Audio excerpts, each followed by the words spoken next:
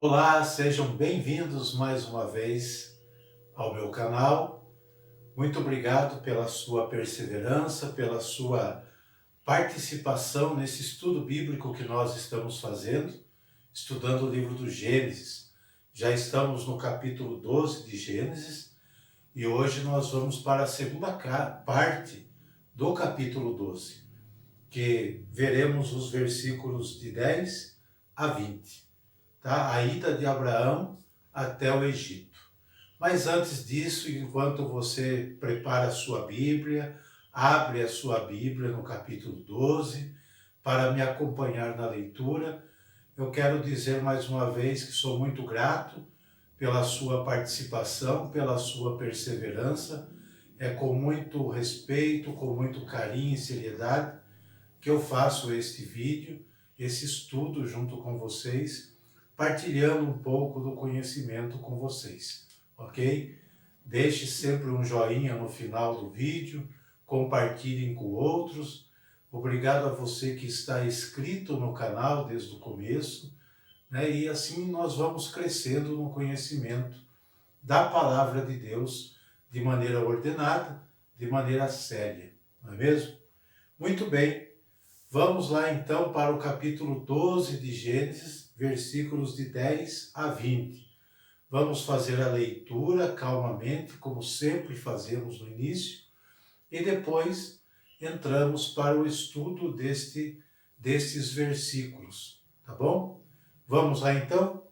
Leitura do livro do Gênesis, começando no versículo 10 do capítulo 12. Sobreveio, porém, uma fome na região, e sendo grande a miséria, Abraão desceu ao Egito para aí viver algum tempo.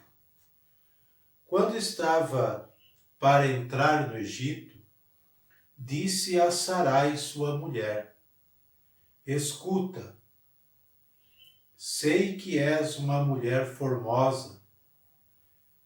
Quando os egípcios te virem, dirão: é sua mulher, e me matarão, conservando-te a ti em vida.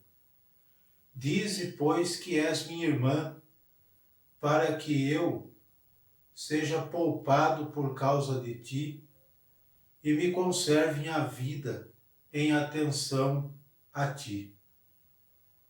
Chegando Abraão ao Egito, os egípcios notaram que sua mulher era extremamente bela. Os grandes da corte, vendo-a, elogiaram-na diante do faraó, e a mulher foi introduzida no seu palácio. Por causa dela, Abraão foi bem tratado pelo faraó e recebeu ovelhas, bois, jumentos, servos e servas, jumentas e camelos. O Senhor, porém, feriu com grandes pragas o faraó e sua casa por causa de Sarai, mulher de Abraão. O faraó mandou chamá-lo e disse-lhe: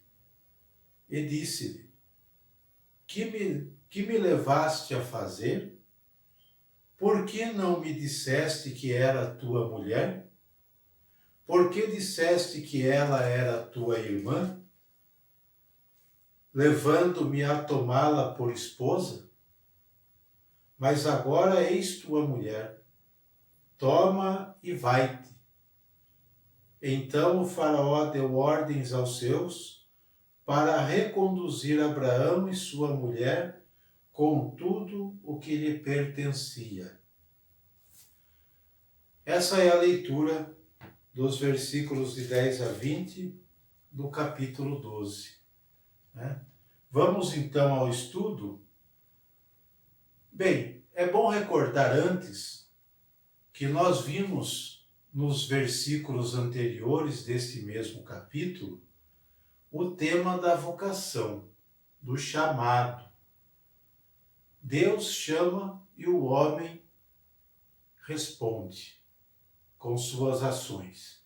Não foi isso que nós vimos no versículo anterior que nós estudamos? Então, vimos que este chamado é de fórum íntimo, acontece na consciência de cada um e provoca movimento, tira o escolhido de sua zona de conforto e sua vida nunca mais será a mesma, pois é impulsionado para uma nova dimensão, para uma nova realidade. É uma aventura com Deus que ele vai viver. Sabe para onde vai? Não. Abraão não sabia. Sai da tua terra, da tua parentela e vai para a terra que eu te indicar. Mas Abraão não sabia qual terra seria indicado. Mas ele foi. Ele se aventurou com Deus porque ele teve fé. Ele acreditou mesmo sem ver. Ele acreditou mesmo sem ter certezas humanas concretas. Isso é fé. Fé é acreditar naquilo que não se vê. Fé é acreditar em um Deus que está sempre a nos conduzir. E sabemos que a nossa fé nos diz que esse Deus jamais nos conduzirá para lugares ruins. Porque Ele é Deus. E Ele quer o melhor para as suas criaturas, para os seus filhos. Ok? Isso para nós introduzirmos os versículos que vêm agora, que vêm a seguir. Então, nós vimos que o chamado provocou toda essa movimentação na vida de Abraão e dos seus, e da sua esposa também, né? Pois bem, agora vamos entrar no contexto do texto que nós acabamos de ler, que é Gênesis 12, de 10 a 20. Antes um pouco, no versículo 9, nós vimos também que Abraão havia se transferido para o Negueb.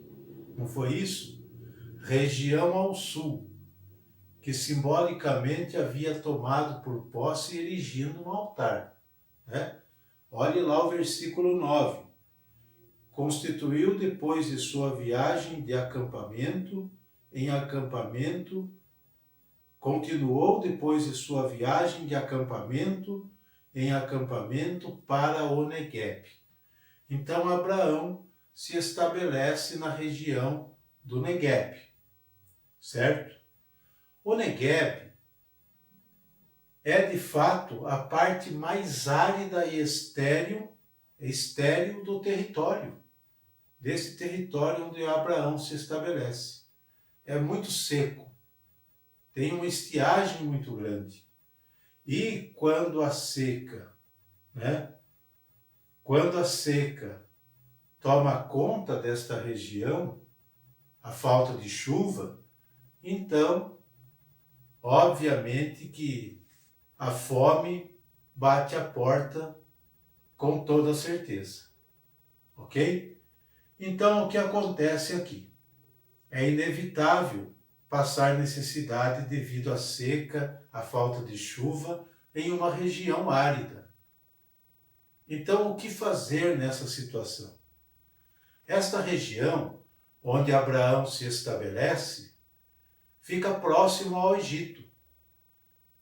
Então, é mais prático viajar ao país do Nilo em busca de alimentos e recursos atestados em documentos egípcios.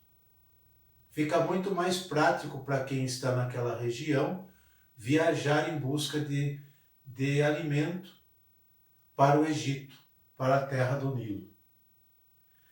Existem nesse relato elementos que correspondem a uma realidade histórica e às atitudes e comportamentos culturais daquela época, no Oriente Próximo, que nos deparamos com uma tradição sobre o patriarca Abraão e sua esposa no Egito.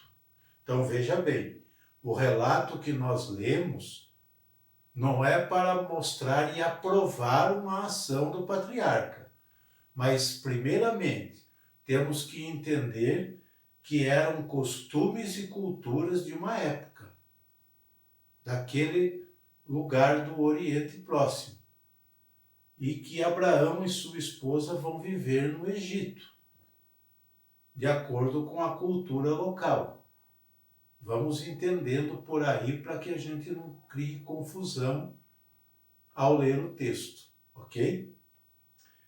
Mas relatar isso, desta cultura, desses comportamentos, qual é a intenção do redator, afinal de contas? É a pergunta que nós devemos fazer. O que o redator quis dizer com isso? Por que ele relatou? Por que tem que relatar costumes, culturas do povo? Para que nós possamos entender a mensagem depois, ok?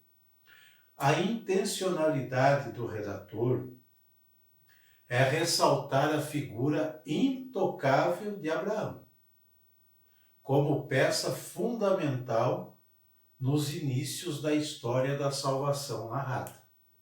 Primeira intenção é ressaltar a figura intocável do patriarca, do Abraão, porque ele é peça fundamental nos inícios da história da salvação, aqui narrada. Ok? É o primeiro passo. Do patriarca, que é o protagonista deste relato, não se esperava tal comportamento enganoso, que traz como consequência graves problemas ao faraó e sua corte. Versículo 17 que nós lemos, né? Olha o comportamento do patriarca. Precisamos ler novamente. Quando estava para entrar no Egito, disse a Sarai, sua esposa: escutai, sei que és uma mulher formosa. Quando os egípcios te verem, dirão: é sua mulher, e me matarão, conservando-te a ti em vida. Dize, pois, que és minha irmã, para que eu seja poupado por causa de ti e me conserve a vida em atenção a ti. Então, aqui o autor sagrado e o texto nos mostra que esse comportamento enganoso do patriarca não é muito esperado, nem pelo povo semita, pelo povo israelita, e nem por nós que lemos o texto. Ele não é um chamado, ele não é um eleito de Deus, ele não é o protagonista da salvação. Então não cabe no patriarca um comportamento enganoso desse. E ele conta essa história quando ele entra no Egito, porque, como nós vimos antes, era cultura local, era costume local essas atitudes. Então os grandes da corte se interessam por Sarai, porque ela é bonita, ela é bela, ela é formosa. Então Abraão, ele pede, e a matriarca Sarai vai na onda do seu esposo. Ela compactua com esse engano. Ela aceita dizer que é irmã e não esposa do patriarca Abraão. E por consequência disso, Abraão ganha um monte de presente por causa da sua suposta irmã. Entendendo criticamente o texto, vamos analisar porque o texto nos permite isso. Abraão conhecia o comportamento local. Ele sabia que quando o faraó queria, ele conseguia, porque ele era poderoso. Se a esposa era bela, ele mandava matar e ficava com a esposa. Mandava matar o esposo. Abraão sabia disso. Mas, pergunta, será que na intenção de Abraão era só isso mesmo? Será que Abraão não conhecia outro tipo de comportamento dos egípcios? Eu acredito que sim. E nós podemos notar no texto que, quando os grandes da corte relatam ao faraó que Sarai era bela e era irmã de Abraão, Faraó vai tomá-la por esposa. Então aqui acontece como que um dote, vamos dizer assim, um pagamento em troca daquela mulher. E o que Abraão recebe? Por causa dela, Abraão foi bem tratado, diz o texto no versículo 16, foi bem tratado pelo faraó, recebeu ovelhas, bois, jumentos, servos e servas, jumentas e camelos. Olha quanto presente Abraão recebeu por conta da beleza da sua suposta irmã, que na realidade era esposa. Será que não existia uma segunda intenção do patriarca nessa história toda? Para receber o presente? E uma vez dado, não se tira? E nós vimos aqui que houve consequências danosas para o faraó e para a sua corte, né? Trouxe consequências, trouxe graves problemas ao faraó e para a sua corte. Está no versículo 17, né? O Senhor, porém, feriu com grandes pragas o faraó e sua casa, por causa de Sarai, mulher de Abraão. O relator do texto faz questão de ressaltar: mulher de Abraão. Não era sua irmã.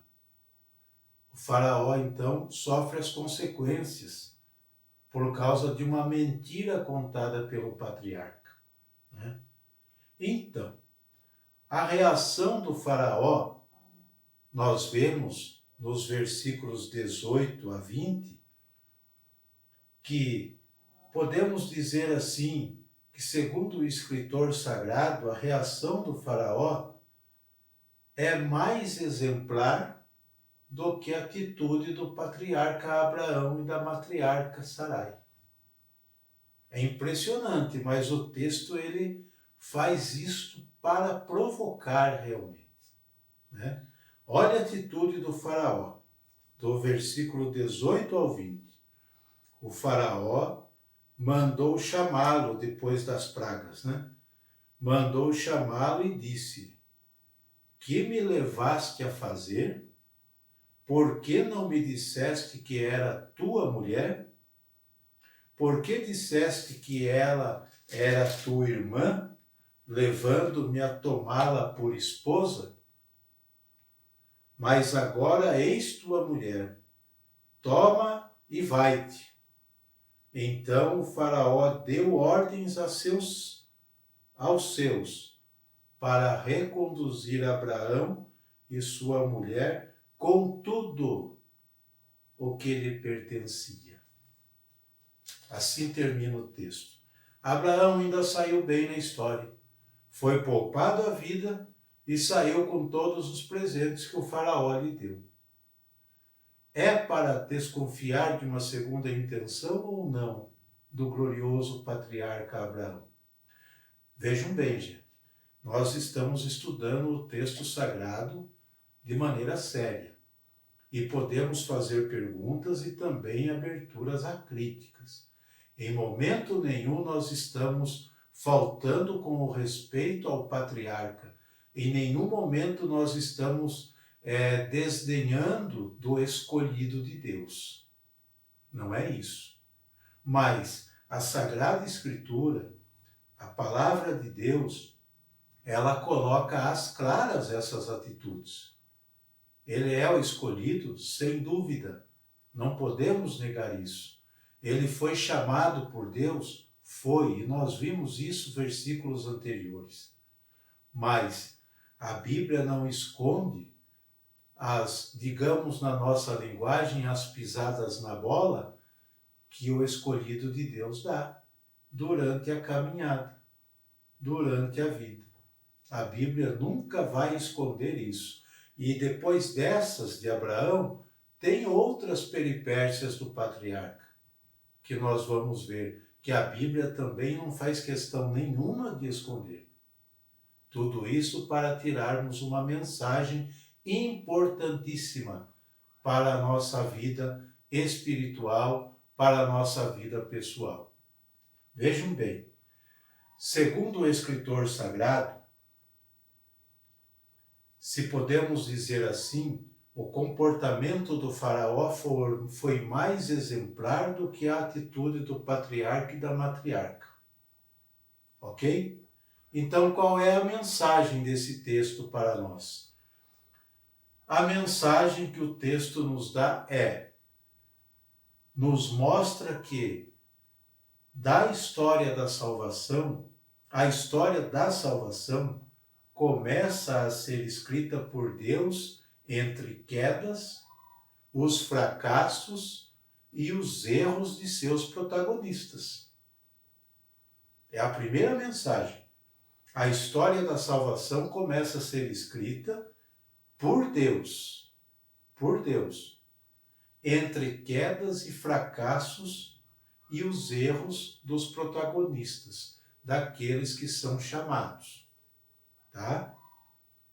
Segundo, Deus não escolhe santo ou santa, mas escolhe e conhece a fragilidade e a fraqueza humana.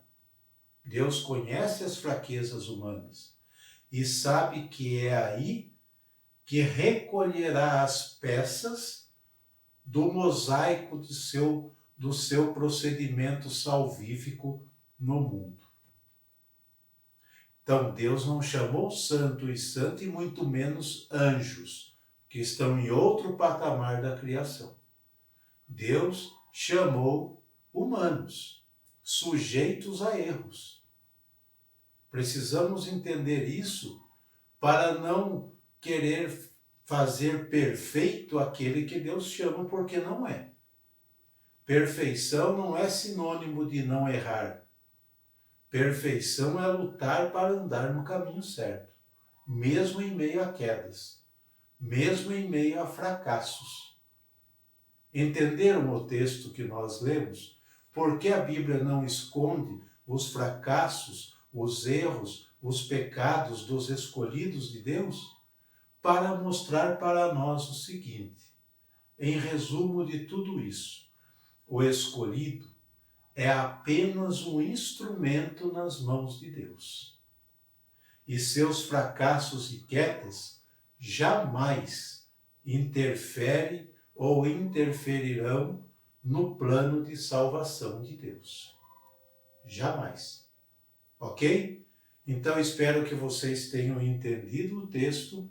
Não é que o autor sagrado está querendo justificar o erro do patriarca, e também nós não podemos pegar estas fraquezas dos patriarcas para justificar muitas vezes os nossos erros, mas para entender que isso não agradou a Deus.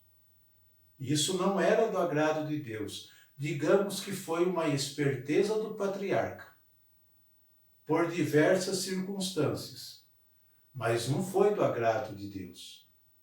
Mas isso nunca interferiu no processo salvífico de Deus no mundo, porque quem age é Deus.